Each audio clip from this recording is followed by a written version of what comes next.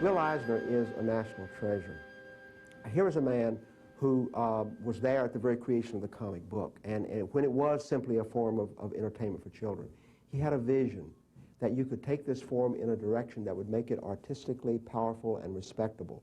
Will Eisner é mestre dos quadrinhos. Em mais de 60 anos de carreira, ele foi fundamental na conquista do reconhecimento para esse meio de expressão que já foi considerado entretenimento descartável. My impression of Will Eisner's body of work is that I have been privileged to know a genius. When you not only read his own work and it stands on its own merits, but you look at the generation of cartoonists who have been taught by this master, from Jules Feiffer to Art Spiegelman to Jeff Smith today. These creators would not be who they are without the guidance and firm hand of Will Eisner. By the time I found my own voice, that influence was very, very sublimated in the rest of the work. Although I would say that even in Mouse, where Eisner was not at the front of my brain, there are panels here and there, like one panel early in the first book of Mouse, where a ticket is bought to go from Sosnowiec to Częstochowa. And the ticket is shown in the panel with a caption explaining that my father went back to this town where the woman who's going to become his wife lived.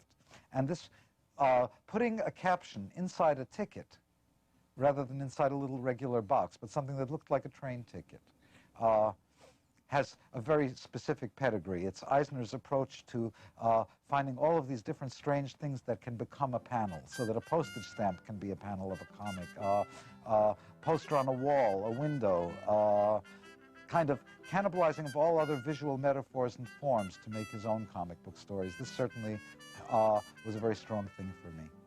So not only do we have his own creative energy and focus and force, but he has passed along this energy to another generation. And to me, that's really the pinnacle of greatness. He not only does it for himself, but he does it for others. I think, in essence, what he was doing was he was paving the way. I mean, he could have set up a toll booth there, and as all the rest of us came up over the horizon, running toward the territory he'd already opened up, and he could have charged a hell of a toll, but he was so generous. It's just like, hey, come on, jump in the water's fine. Criador do Spirit, autor de diversas novelas gráficas, Eisner é desenhista de traço brilhante, mas que se preocupa primordialmente com a qualidade da história que se propõe a contar.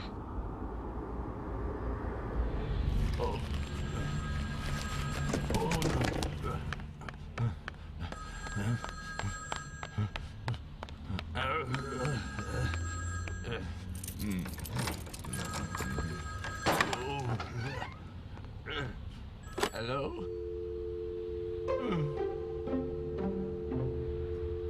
Will's point is well taken, which is beautiful art alone is not enough. And as he often says, there are, in the comics field, many people who are regarded as cartoonists who really are illustrators or decorators. They're not really storytellers. And a true cartoonist really has to do both. Will é profissional completo, que se reinventa constantemente. I mean, he always has projects going. His mind is always creating, which I admire. The fact that somebody at 80 is as enthusiastic about comics as he is, and as energetic as he is, and produces more work than most of the 25-year-olds and 40-year-olds that I know, is an admirable thing. Because comics used to be considered a young man's game. I think comics are a universal language. Certainly, his work has been translated into, I think, 12 or 14 languages at this point.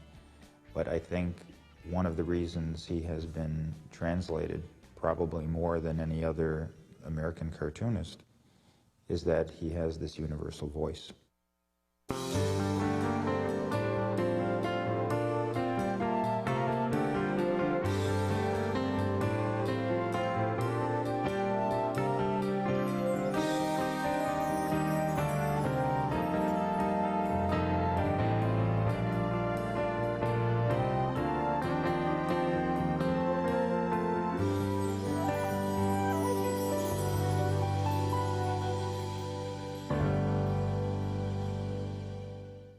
profissão cartunista traz o mestre à prancheta para uma aula sobre quadrinhos e o que o próprio Eisner convencionou chamar de arte sequencial.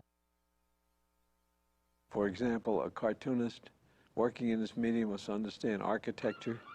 He must understand a certain amount of sociological interactions between human beings, a little bit of psychology. He must understand physics, such as the law of gravity and the movement of force and counterforce.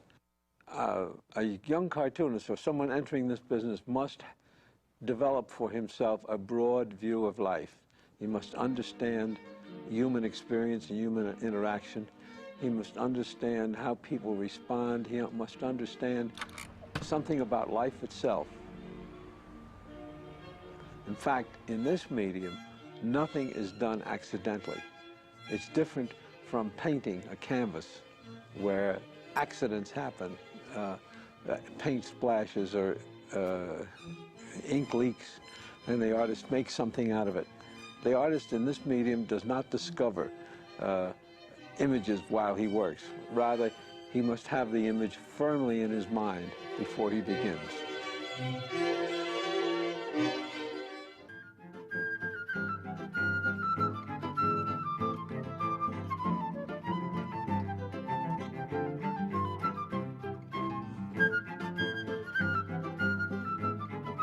A primeira ferramenta desse profissional versátil é o conhecimento das teorias e técnicas das artes plásticas. Essentially, the experience I had in art school, I had a scholarship to the Art Students League. And there, I acquired really the basic fundamental knowledge that helped me throughout my career. I studied with George Bridgman. He taught me anatomy. And what I learned about anatomy then helped me throughout my entire career because I'm dealing essentially with people, and emotions are transmitted by posture and gesture. The knowledge of anatomy remains very integral to my style, my technique, and actually to my storytelling, because again, human beings transmit their emotions by their anatomical positions. So once you understand that, you can then better display and employ the actors within the stories that you're telling. This is a portrait of my father, which I painted while I was a student at the Art Students League. I was working under Robert Brackman at the time. My father was a tremendous influence on me. He encouraged me throughout my career from the very first. My father came to this country from Austria in 1916, 1915, just before World War I. He had been in Vienna. He was a painter of scenery, interior of churches he was doing this, with cherubim and clouds and so forth. When he came to this country, his first job was to work for the Yiddish Art Theater on 2nd Avenue, where he painted scenery. He used to bring me down to the theater while he was working on his long, high ladder, and I sat there watching him paint. I composed my scenes as though I am a director of live theater. Each of the panels for me is a stage. I don't think of movies, I think of live theater, and I attribute that to the influence of my father. Ser ou não ser? Eis a questão. His cartooning is brilliant. It takes reality, to me, and emphasizes certain things. It's acting. It's like stage acting, as opposed to film or TV, which is completely up close. And when I was at the Art Students League, my mother objected strenuously to my going. She couldn't understand why the school would allow a young 16-year-old boy to paint naked women. And she always bothered my father about it and tried to explain to her that was all right. At any rate, she took the portrait after I had brought it home and covered it with an apron and put it away in the closet. I never saw it again until about 2 years after I was married. We were fixing up a new house myself and my wife, and my mother came up with this thing all wrapped up and gave it to my wife and said, look, now that you are married, now that he's a married man, it'll be all right for you to hang this picture in the room. Se a influência paterna se faz sentir na formação do jovem Will, sua mãe também foi fundamental. Ela queria que Will fosse um próspero homem de negócios e não um artista. Isso acrescentou mais uma dimensão na personalidade de Eisner. Remember, I have two sides to me. I'm schizophrenic. I have one foot under the desk and the other foot under the drawing board. I've enjoyed business. I enjoy the business side of it. Well, besides the romantic notions about being a cartoonist, there are also the very practical aspects. Speaking as a publisher, one of the most important is meeting a deadline. In the nearly 30 years I've known Will Eisner, he has never missed a deadline. In fact, he usually is early when he turns his material in. And I wish that the much younger cartoonists I had were to emulate this professionalism of his. Will understands that art is art, business is business, and the two must connect.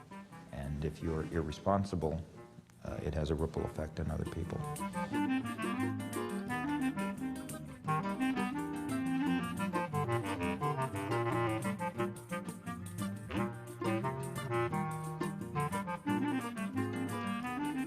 Many years ago, I had a partner, a financial partner. We were both invested in this company. I started producing a couple of books. This was after I'd sold my company. And he said, do we have a publisher for distribution for this? I said, no. He said, well, do you know who's going to distribute it? I said, I don't know yet. So he said, that's a good way to go to the poorhouse. I said, that's a good name for a company. And so we called it Poorhouse Press.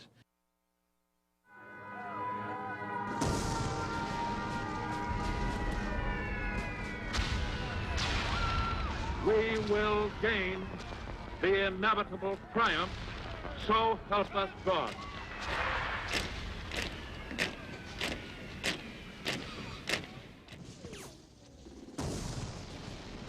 When I was drafted, I really hoped that I would be able to go as a foreign correspondent out into the war area.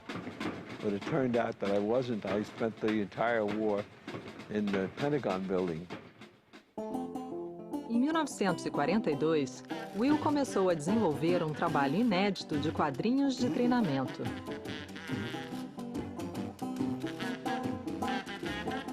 I created a character called Joe Dope and a whole series of other stories. Para ter a linguagem do quadrinho aceita num ambiente conservador como o Exército, Eisner teve que travar sua própria batalha. Whose method of conducting a training manual was done in a language that was very biblical. They had their own language, and they never used drawings. They always used photographs. And so the comics was considered very undignified and very unmilitary. And the adjutant general, who was the division of the Army in charge of training manuals at that time, put up a tremendous fight and tried to stop it.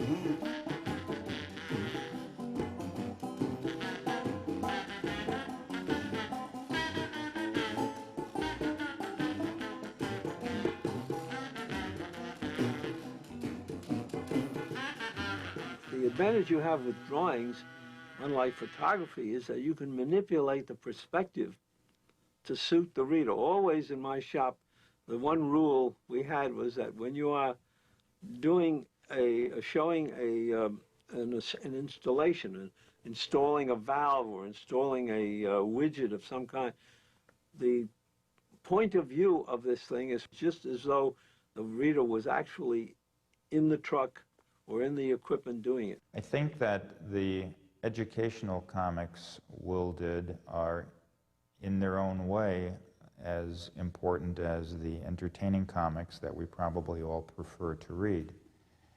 But what Will proved is that comic books can be effective educational tools. And this really was only a theory until Will tested and improved it with his PS magazine.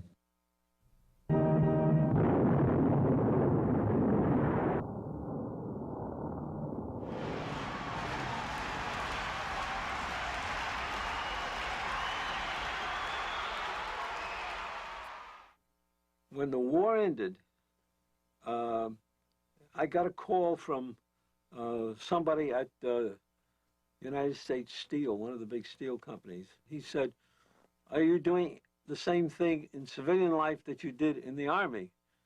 And of course, I'm very enterprising. I said, "Yes, I am." He said, "Well," he said, I said, "as a matter of fact, I'm starting such a company this week." "Oh," he said, "good. Come to see me."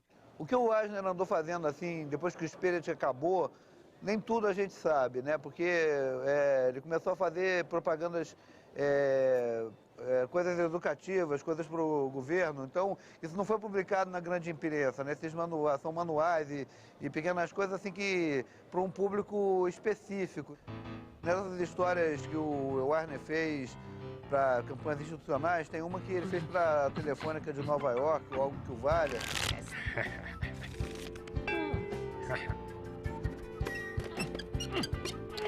E era mostrando, está vendo? A linha plana é melhor do que a pulsa. Ele conseguiu transformar isso numa história. Socorro! Polícia! Eventualmente, Eisner retornaria a trabalhar com o Pentágono, produzindo a revista PS. Occasionally, I would get criticism from my more liberal friends, particularly the ones that I knew while I was in school, because when I was in high school, I was very radical, and I hung around with revolutionary kids. And so many years later, they still get in touch with me, and they said, "How can you produce work for the military? You are a merchant of death." And I pointed out to them that what I was doing was teaching men how to save their lives. I wasn't necessarily teaching them how to kill. I'm very proud of what I did. The best thing I can tell you is that one day I was visiting the Pentagon building, and a fellow came up to me and said, "You know," he said, "I just came in from combat in the Korean War." And he said, "Your magazine saved my neck." And he said, "I should thank you, because that is the best praise I could have gotten." Os livros técnicos de Eisner começam a nascer em 1972, quando Will é convidado a lecionar na Escola de Artes Visuais de Nova York. He asked me what I would call the class. I said, "Should call it sequential art, because I think comics is a bad word and it doesn't really mean." They said, "Okay." Well, that year when they printed the catalog said sequential art, and in parentheses they had the word comics. So they couldn't get away from it. He's not only is able to do the work, he's able to articulate how he did it and inspire the younger generation. Tudo começou nos anos 50, quando o grupo de desenhistas, que seria o Alex Raymond, o Al Foster e o Milton Kenneth, criaram uma escola para ensinar a fazer história em quadrinhos. Desde esse período, os artistas americanos começaram a se interessar em lecionar histórias em quadrinhos. E o Will Eisner se transformou em um professor importante em Nova York. O André LeBlanc era o assistente dele. The School of Visual Arts in New York City was once called the Cartoonist and Illustrator School, so it had a strong DNA toward teaching comics. And each of these cartoonists, Kurtzman, Eisner, and myself, had very different approaches as to how to go about teaching that sort of thing. Teaching the subject really congealed in my mind the disciplines of the medium. And I realized then that it could be taught as a regular discipline. And so I began writing a series of essays around the teaching of this medium, which I ultimately collected or congealed into a book. Os dois livros técnicos de Eisner foram editados pela sua Poor House Press. O primeiro, Quadrinhos e Arte Sequencial, chegou a ser lançado no Brasil. A arte sequencial do Will Eisner realmente, mais uma vez, é uma obra que quem quer fazer história em quadrinhos, ou desenhar história em quadrinhos, chega aqui, onde que tem uma escola, onde é que dá para fazer, para saber como é que se faz. Eu mando fazer duas coisas. Uma, logicamente, é ler as minhas revistas, continuar lendo. E a outra, dá uma olhada no livro do Will Eisner, Quadrinhos, Arte Sequencial. Está tudo aqui. He's written several books that are just as influential with the younger artists. The art of graphic storytelling and sequential art. They're both probably the most best thought out and the best books I could recommend for young cartoonists. O próprio Roberto Duailib, que é um dos donos da DPZ, ele é o D da DPZ, ele me falou assim, esse livro, embora ensine história em quadrinhos, ele é muito útil para o pessoal de publicidade, o pessoal que faz filme comercial, porque ele, de uma certa forma, ensina a fazer um storyboard, quer dizer, como contar uma história com algumas imagens, com som, com balãozinho e tudo. Contar histórias é um comportamento social básico do ser humano. And what Will has done and shown in his books about how to do these things is to get the clearest information across to the reader so that there's not any sense of ambivalence or ambiguity. Moi, ce qui me frappe le plus, c'est l'écriture. C'est-à-dire que c'est quelqu'un qui écrit littéralement la bande dessinée, dont le texte, le dessin, le phylactère, l'onomatopée, tout est au service du récit. Il n'y a pas de décrochage. Os quadrinhos são uma forma de leitura, onde as letras são elas próprias imagens, com significados que se adicionam àquele que o texto transmite. Vim à sua casa como um amigo e você me assassinou. Por isso, que sua gente seja paralisada pela mancha do meu sangue. Balloons really encompass dialogue. We call it balloons, Italians call it fumetti, some people call it bubbles. And dialogue is really a very difficult thing to show because it really leaves no image. When I speak, it shows no image. Actually, the Italians, by calling it fumetti, give it the best characteristic because when people speak, the words, as the words come out, in a cold room, there's steam. Minhas palavras não podem ser vistas. Minhas palavras não podem ser vistas. Balloons take various shapes. A standard balloon is an ordinary enclosed shape which has an ordinary undisturbed surface. When you want to show something technical or electronic, you use a jagged balloon. In the same balloon, you can change the sound by having large letters.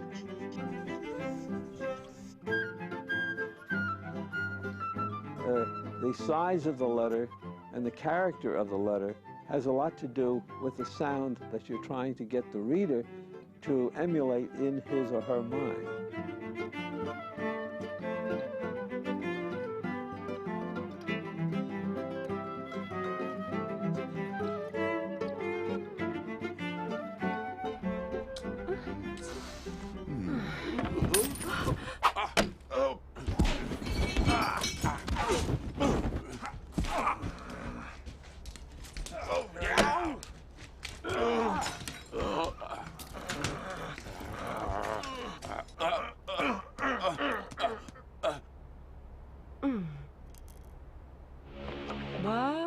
The lettering that goes inside the balloons, which is part of the dialogue, are, in my opinion, very integral to the entire style and ambiance of the artwork. There's a humanity in the irregularity of the balloons. So I believe very strongly in having the lettering very much a part of the artist's style. Embora já tenha dirigido um estúdio com vários artistas, hoje Eisner trabalha sem assistentes. Todas as fases do processo levam seu toque pessoal. A prática do mercado é outra. Someone who does the penciling, someone who does the inking, and this person's a colorist, and this person's the writer, and this person's the plotter, and there's this sense that you're making a product. I do my own lettering. I do everything. I make everything except the paper I buy. Actually, I'm pretty fast still. I still can compete with the other young Turks. I can produce about a page a day, pencil and ink. I generally write the whole book before and do it in dummy form, pencil roughs. And then I copy them and redo them for the final finished form. Talvez o maior diferencial de Eisner seja sua qualidade como escritor. Ele cresceu e se formou em uma época menos audiovisual e mais literária.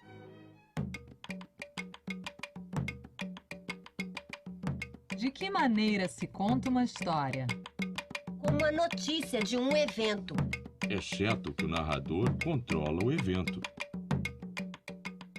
During the 30s, when I was growing up, the major popular literature was short stories. America was very strong on short stories at the time, and the men that influenced me were really O. Henry, Saki, Ring Lardner. In France, de Maupassant's stories were very, very influential. I remember them very well. All of them really taught me how to do a short story. Escrever para quadrinhos pode ser bem mais difícil do que parece. When I started writing my own work again, Bill Sienkiewicz, the artist, would get angry with Bill Sienkiewicz, the writer, saying, I mean, what is this you're giving me here? How can I work with this? And I think there's a tendency to write way too much, like some writers do, or to repeat what the visuals are doing. You know, so-and-so walks, you know, comes in through the window, and the caption saying, so-and-so, you know, came through the window. The redundancy level is ridiculous. O percurso de leitura em uma página é uma convenção compreendida entre o autor e o leitor. Mas não é possível impedir que o leitor leia logo o fim da história. Nesse meio de expressão, não é possível controlar a velocidade do leitor, nem a ordem de páginas ou quadrinhos que ele lê. I maintain that in the process of turning the page, the reader, you lose a millisecond of reader attention. Consequently, you cannot, in my opinion, stop the action at the bottom of a page in midstream. You must contain an action almost like a scene in a play. A passagem do tempo nos quadrinhos também tem que ser representada de maneira bem específica.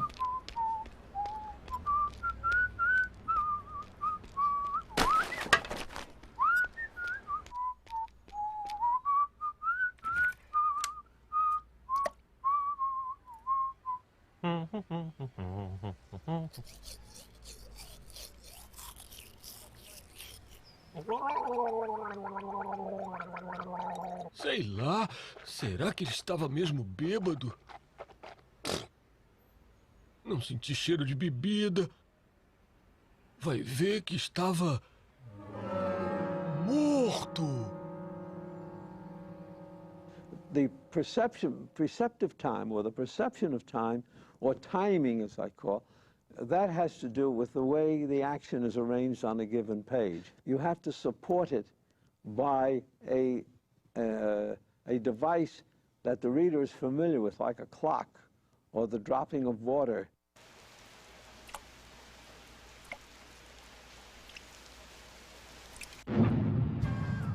In this medium, it is almost impossible to surprise the reader because you have absolutely no control over which panel the reader will read first.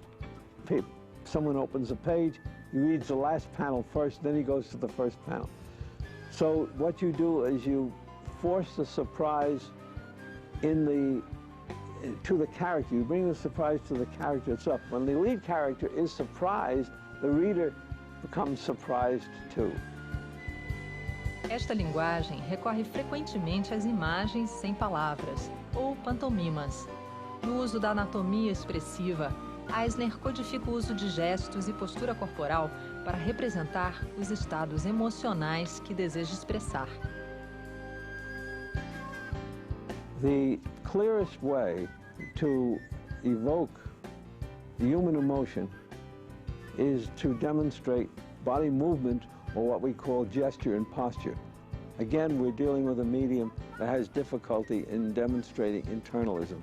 We attempt to capture that by emulating human emotions. Human beings demonstrate emotion more effectively with their total body than they do with their face. For example, on a given face, you might have a face like this, but if that person does not have the rest of the body, you aren't able to demonstrate the full emotion. In this case, both these people have the same facial expression, but their body has betrayed it totally differently. You don't have to show the face at all to show what a person is feeling. You can take, let me draw a picture of a man from behind. Now this is a back view of that person. I can demonstrate that person's feelings by purely a body posture. As imagens são ferramentas narrativas. Personagens parecidos com animais evocam nos leitores os sentimentos associados a estes animais.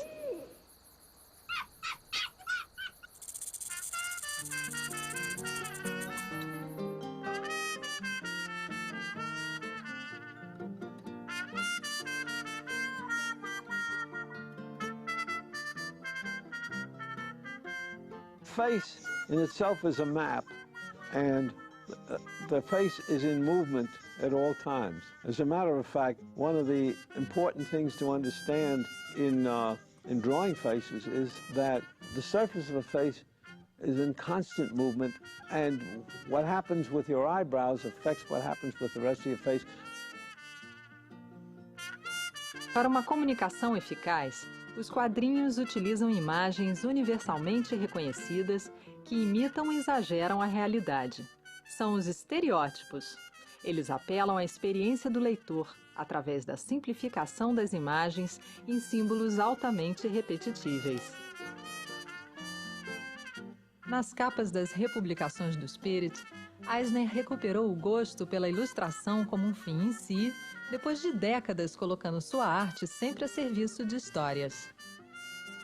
Posteriormente, Will viria a lançar um livro de esquetes, além de portfólios de arte e litogravuras.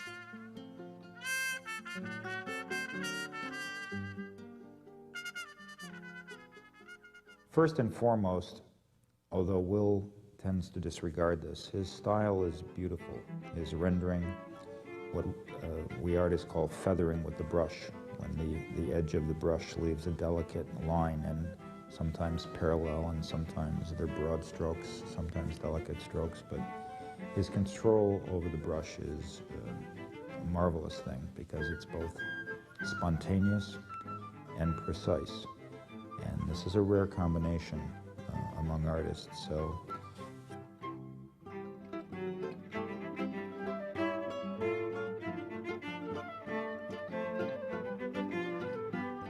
no seu estúdio em Tamarack, Flórida, Eisner demonstra sua técnica com o pincel e fala de luz e sombra.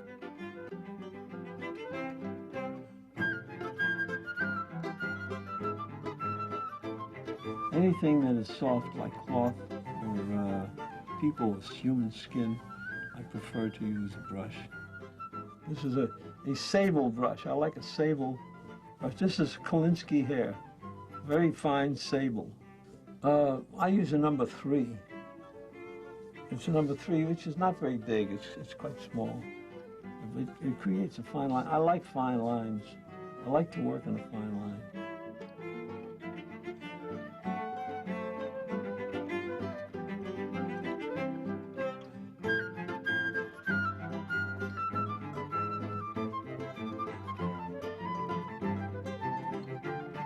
I prefer working in black and white, largely because the black and white line is closest to actual text. It's in itself a language. And I believe that color affects the surface of the material, but not the internal aspect. For my kinds of stories, where I'm dealing with internalisms, where I'm dealing with subtle posture and gesture, and human emotion, I prefer to remain in black and white.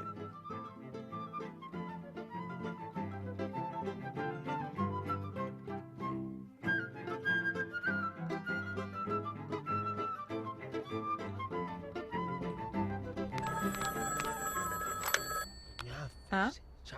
Huh?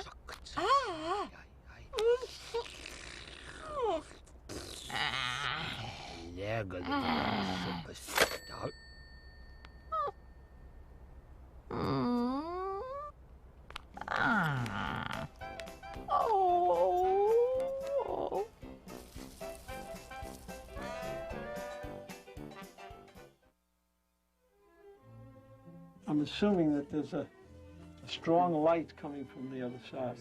And the trouble with shadow is that it obliterates a lot of the things you saw there, the nice soft lines you saw there. The detail you saw will disappear into the shadow, obviously. So when you said put shadows on it, I changed the light. But it does, what light does is adds drama, because human beings react to light. They find light comfortable, and shadows are frightening.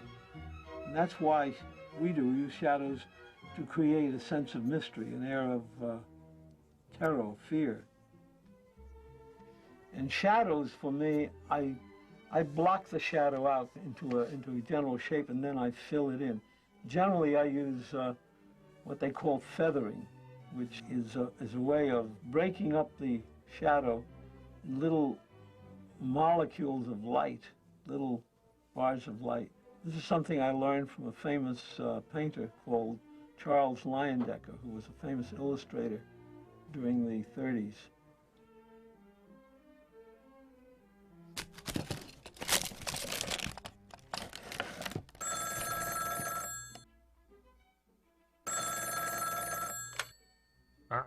Shadows are a result of the flow of light. They are the negative result. And once I have established the direction of the light, the shadows automatically fall into place. Nas mais de 600 histórias do Spirit, Will Eisner criou uma tradição. A primeira página de cada história era sempre especial e graficamente única, de grande efeito. É a chamada Splash Page. Will clearly wasn't a lazy cartoonist.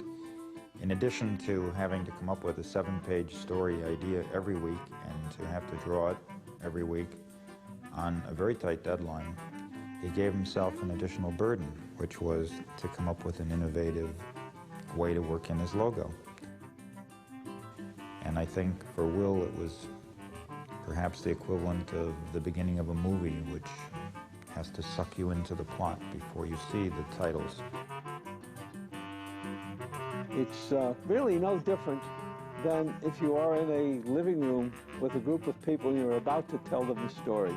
You set the scene for them, you tell them the whole story, and then you go into the details.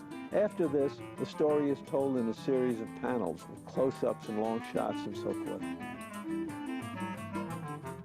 Will reconstruiu em estúdio a splash page que concebeu para a aventura do Spirit, The Last Trolley Car, ou O Último Bonde.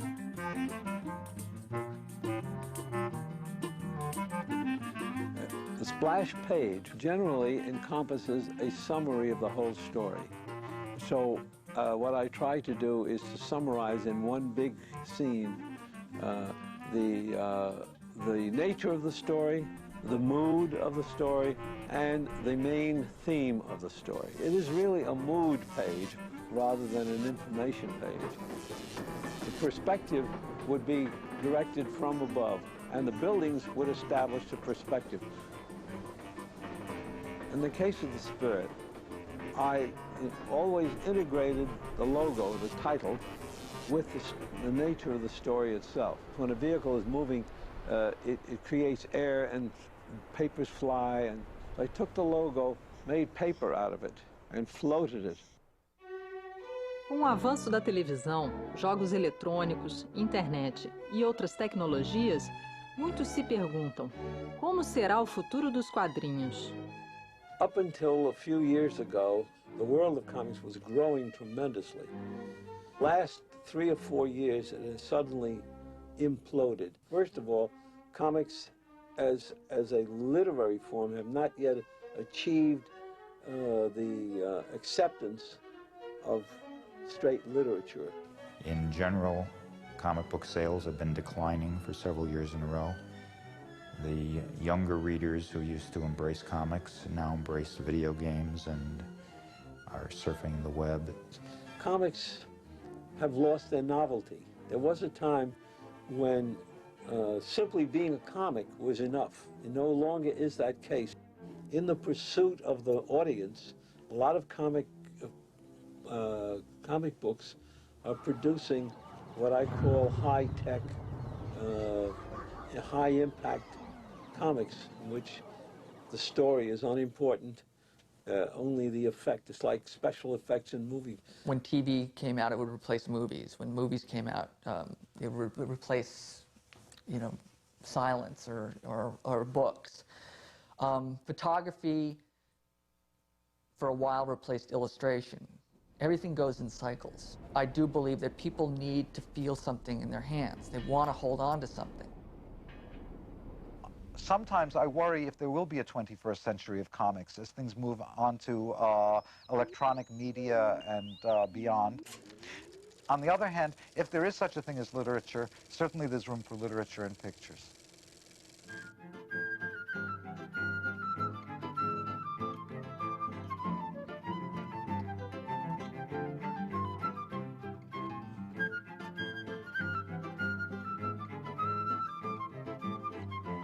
Na missão de adaptar os quadrinhos de Eisner para a linguagem da mídia eletrônica, a equipe de profissão cartunista se baseou na adaptação de Will Eisner para o clássico de Herman Melville, Moby Dick, A Baleia Branca.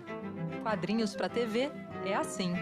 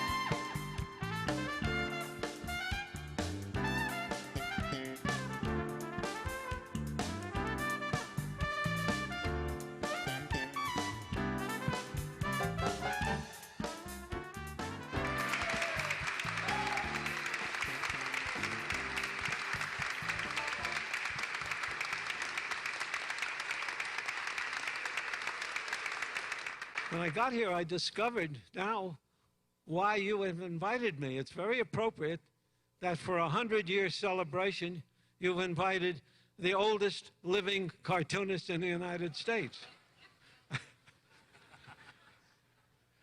So I ask you, Mr. Mayor, on the next centennial, please invite me again. By then, I'll be old enough.